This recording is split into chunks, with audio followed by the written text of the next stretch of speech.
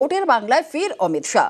রাতেই নিউ টাউনের হোটেলে কোর কমিটির মিটিং হয় এবং শাহের বৈঠকে বিজেপির নির্বাচনী পর্যবেক্ষকরাও। আর শুধু তাই নয়, আজ দুই বঙ্গে অমিত শাহের রয়েছে কর্মী সভাও। ভোটের বাংলায় ফের অমিত শাহ। রাতেই নিউ টাউনের হোটেলে কোর কমিটির মিটিং, শাহের বৈঠকে বিজেপির নির্বাচনী পর্যবেক্ষকরাও। আজ দুই বঙ্গে অমিত শাহের কর্মী সভা।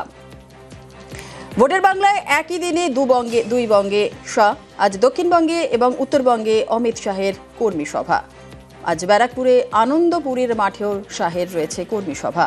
বসিরহাট, বনগাঁ, ব্যারাকপুর, বারাসত লোকসভার কর্মীদের কি বার্তা দেন, অবশ্যই সেদিকে নজর থাকবে। ভোটের বাংলায় একই দিনে দুই বঙ্গে অমিত শাহ।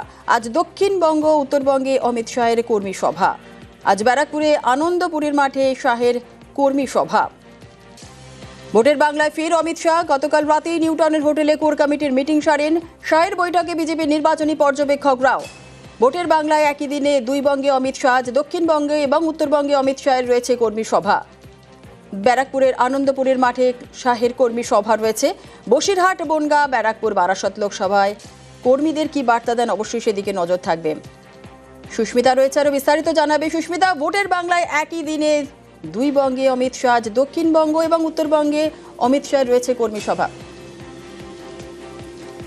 দেখো, দুই বঙ্গে আজ অমিত শাহ কর্মী সভা করবেন সকাল 11:30 নাগাদ ব্যারাকপুর আনন্দপুরের মাঠে।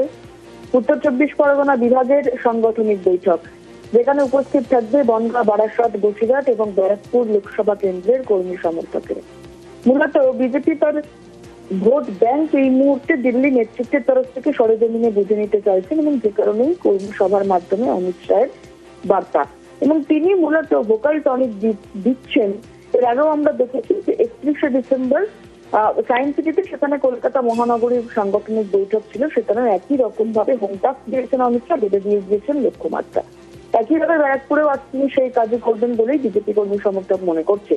অন্যদিকে বিকেল 3:30 নাগাদ তিনি কলকাতা বিমানবন্দর থেকে বাগডোগরা এয়ারপোর্ট হয়ে তিনি পৌঁছবেন গোসাইপাড়া, শিলিগুড়ির গোসাইপাড়া এলাকায়। সেখানে তার কর্মী সম্মেলন রয়েছে। সেখানে উত্তরবঙ্গ বিভাগের সাংগঠনিক বৈঠক রয়েছে। উপস্থিত থাকবেন আলিপুরদুয়ার, শিলিগুড়ি, দার্জিলিং, কোচবিহার এবং জলপাইগুড়ির যারা কর্মী সমর্থক রয়েছেন তারা। মূলত উত্তরবঙ্গ বিজেপির শক্ত ঘাঁটি, কিন্তু সেখানে শক্তি ক্ষয় শুরু হয়েছে বিজেপির, একথা বিজেপির নেতৃত্ব অস্বীকার করে না।